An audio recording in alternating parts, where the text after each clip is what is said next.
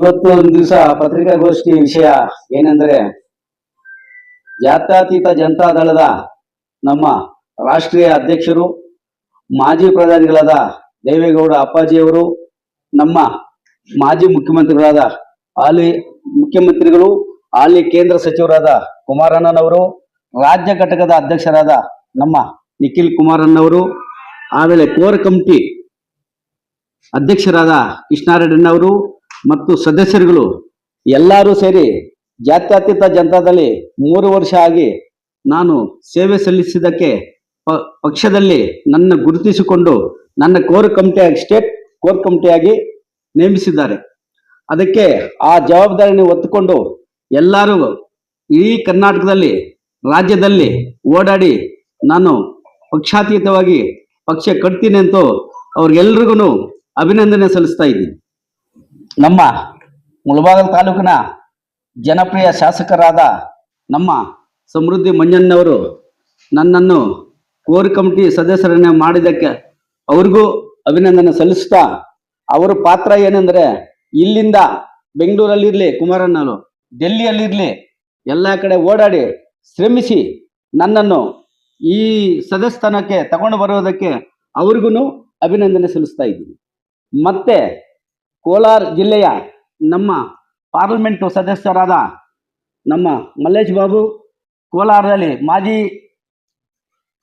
ಶಾಸಕರುಗಳು, ಮಾಜಿ ವಿಧಾನ ಪರಿಷತ್ ಸದಸ್ಯರು ಹಾಗೂ ಹಾಲಿ MLAಗಳು ಎಲ್ಲ ಸೇರಿದ್ದಾರೆ.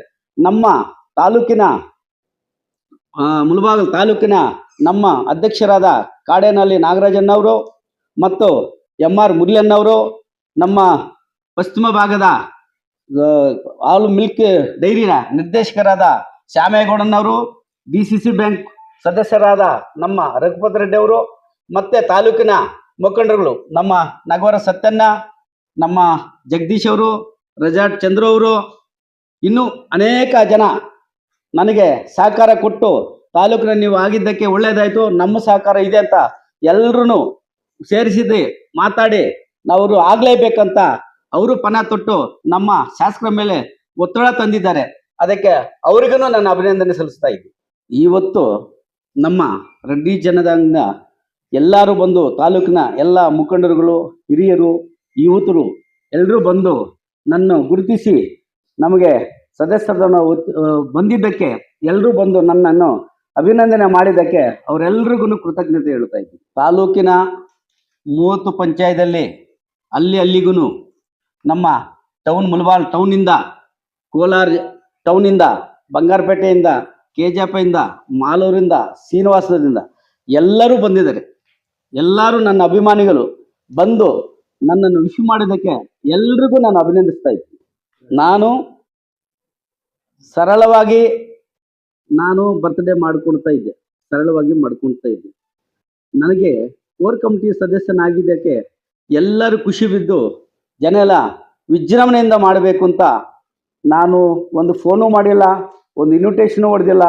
ಎಲ್ಲರೂ ನನ್ನ ಮೇಲೆ ಅಭಿಮಾನ ಇಟ್ಟು ಎಲ್ಲ ಜಿಲ್ಲೆಯವರು, ಜಿಲ್ಲೆಯ ನಾಯಕರು, ನಮ್ಮ ಕೋಲಾರ ಶ್ರೀನಾಥಣ್ಣವ್ರು ಇರ್ಬೋದು, ಒಕ್ಲೆ ರಾಮಣ್ಣ ಇರ್ಬೋದು, ಅನೇಕ ಜನ ಮುಖಂಡರುಗಳು ಜಿಲ್ಲೆಯಿಂದ ಬಂದು ನನಗೆ ವಿಶ್ವ ಮಾಡಿ ಹೋಗಿದ್ದಕ್ಕೆ ಅವರೆಲ್ರಿಗೂ ನಾನು ಥ್ಯಾಂಕ್ಸ್ ಹೇಳ್ತಾ ಇದ್ದೀನಿ. ನಾನು ಮುಂದಿನ ದಿನಗಳಲ್ಲಿ ಎಲ್ಲರ ಹತ್ರ ಮಾತಾಡಿ, ಸಣ್ಣ ಪುಟ್ಟ ಇದೆ ಆ ಸಣ್ಣ ಪುಟ್ಟ ನಾನು ಅವ್ರಿಗೆಲ್ಲ ಮಾತಾಡಿ ಒಟ್ಟಾಗಿ ಹೋಗೋ ಥರ ಮುಂದಿನ ದಿನದಲ್ಲಿ ನಮ್ಮ ಕುಮಾರಣ್ಣವರು NDA ಸರ್ಕಾರ NDA ಮೈತ್ರಿ ಆದಾಗ ಜವಾಬ್ದಾರಿ ಕೊಡ್ತಾ ಇದ್ದೇನೆ ಮಾಡು ಅಂತ ಹೇಳಿದಾಗ ನಾವು ಒಟ್ಟಿಗೆ ಎಲ್ಲರೂ ಸೇರಿಸ್ಕೊಂಡು ರಾಜ್ಯದಲ್ಲಿ ಕರ್ನಾಟಕದಲ್ಲಿ ಓಡಾಡಿ ಪಕ್ಷ ಕಟ್ತೀನಿ ಅಂತ ಹೇಳ್ತಾ ಇದ್ದೀನಿ.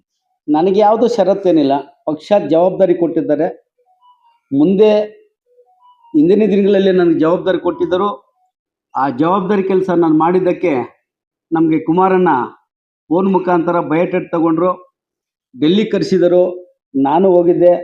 ನನ್ನ ಹಿಂದೆ ನನ್ನ ಮಗಾದ ಡಾಕ್ಟರ್ ಭರತ್ ರೆಡ್ಡಿ ಅವರು ಡೆಲ್ಲಿಗೆ, ನಮ್ಮ ಮಾಜಿ ನಗರಸಭಾ ಅಧ್ಯಕ್ಷರಾದ MR ಮುರಳಿ ಅವರು, ನಮ್ಮ ಜನಪ್ರಿಯ ಶಾಸಕರಾದ ಸಮೃದ್ಧಿ ಮಂಜಣ್ಣವರು ಡೆಲ್ಲಿಗೆ ಹೋದಾಗ ನಮ್ಮದು ಕೇಂದ್ರದಲ್ಲಿ ಡೈರೆಕ್ಟರ್ ಮಾಡ್ತೀನಿ ಅಂತ ಕೂತ್ಕೊಂಡು ಮಾತಾಡಿದ್ವು. ಅಣ್ಣ ನಾನು ಕೇಂದ್ರಕ್ಕೆ ಬರಲ್ಲ ಅಂತ ಹೇಳಿದ್ವು.